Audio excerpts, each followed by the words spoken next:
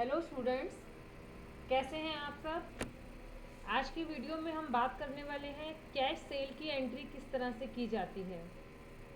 तो cash cell की entry के लिए आप वीडियो को अंत तक देखना। अभी तक अगर आपने हमारे चैनल को सब्सक्राइब नहीं किया तो आप इसको सब्सक्राइब कीजिए, अपने नोटिफिकेशन को ऑन कीजिए, आपको अपडेट्स मिलती रहें।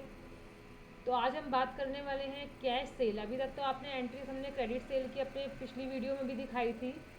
अब हम बात करेंगे कैश सेल की एंट्री के ऊपर। देखिए कैश सेल क्या होता है कि कई बार क्या होता है कि पार्टी को हम जब सेल करते हैं तो वो साथ साथ कैश हमें दे देते हैं। तो उसको करने के दो तरीके होते हैं। एक तरीका तो ये है कि आप उसमें पहले सेल की एंट्री करो और सेम डेट में साथ साथ कैश रिसिप्ट वाउचर में कैश रिसीव की एंट्री कर लें। दूसरा तरीका है कि आप इसमें डायरेक्ट पार्टी के नाम की जगह कैश को भी डेबिट कर सकते हैं। तो आज हम दोनों एंट्री आपको करके दिखाएंगे कि किस तरह से क्या इफेक्ट पड़ता है। और इस एंट्री को करने के लिए वाउचर में जाते हैं।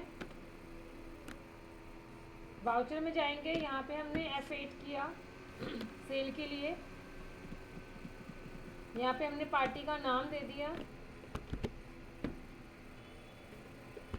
पार्टी का नाम देने के बाद सेल दे दिया आपने, कौन सी सेल है, क्या आइटम आप सेल कर रहे हैं, उसकी क्वांटिटी दे दी, उसका रेट दिया।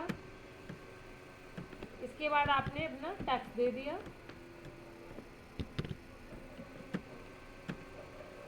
और ये हमारी एंट्री सेव हो गई। अब सेव करने के बाद साथ साथ ही आप इसमें सेकेंड एंट्री जो है रिसिप्ट वाउचर में कर लेंगे F6 में। उसमें आप पार्टी का नाम जो है क्रेडिट कर देंगे और उसका अमाउंट डालेंगे और किस बिल के अगेंस्ट है, और साथ में आप इसका कैश रिसीव कर लेंगे, कैश को डेबिट कर देंगे।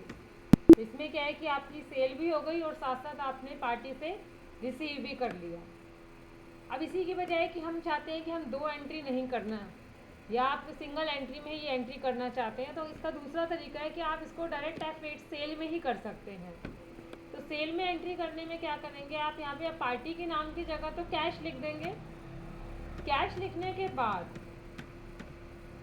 एंटर करके यहाँ पे आप पार्टी नाम लिख सकते हो, जिससे कि आपको कल को अगर देखना हो तो आपको याद भी रहेगा कि ये जो बिल है हमने कैश में सेल की है तो किस पार्टी को की है।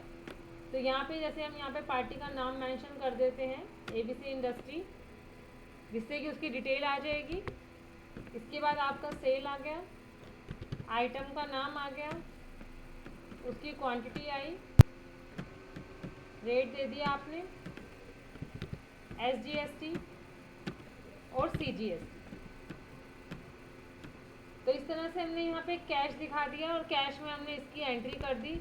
तो इस एंट्री को करने से क्या है कि आपको जो है दो दो वाउचर में एंट्री नहीं करनी होगी कि एक बार सेल में करें एक बार रिसिप्ट में करें। ये दो तरीके हो गए। एक तरीका और है कि कुछ लोग कहते हैं कि डायरेक्ट रिसिप्ट में ही एंट्री कर लें। देखिए रिसिप्ट में एंट्री तो इसकी हो जाएगी, जैसे हमने F6 किया, F6 में यहाँ पे हमने सेल लिख दिया, जो भी आपकी सेल है, आपका आइटम है,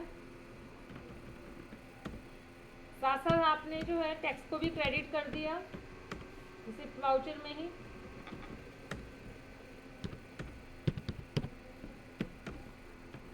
और यहाँ पे आपने कैश को डेबिट कर दिया। अब देखो एंट्री तो ये आपकी सेल में हो गई, लेकिन ये एंट्री हमारे सेल रजिस्टर पे कहीं पे भी इफेक्ट नहीं डालेगी। कैश तो आपका बढ़ जाएगा, सेल टैक्सेबल सेल के लेजर में भी आपको दिख जाएगा, बट हमें जो आगे सेल की रिपोर्ट्स GST में देनी है या हमें कल को अपनी टोटल सेल देखनी है, तो ये एंट्री हमारी सेल के रजिस्टर में कहीं भी इफेक्ट नहीं डालेगी। तो इसलिए कैश सेल की एंट्री करने के दो तरीके ही हैं कि या तो आप पार्टी के नाम के साथ पहले एंट्री कीजिए, उसके बाद सेकेंड वाउचर रिसिप्ट में कीजिए, या फिर एक ही एंट्री आप कर सकते हैं सेल वाउचर में, उसमें डायरेक्ट आप पार्टी के नाम की जगह कैश को लिख सकते हैं। तो इस तरह से अगर आप एंट्री करेंगे तो आपका सेल रजिस्टर में भी इफेक्ट पड़ेगा और आपका कैश पे भी इफेक्ट पड़ेगा। इसी तरह की और नॉलेज के लिए आप हमारे साथ जुड़े रहिए। Thank you.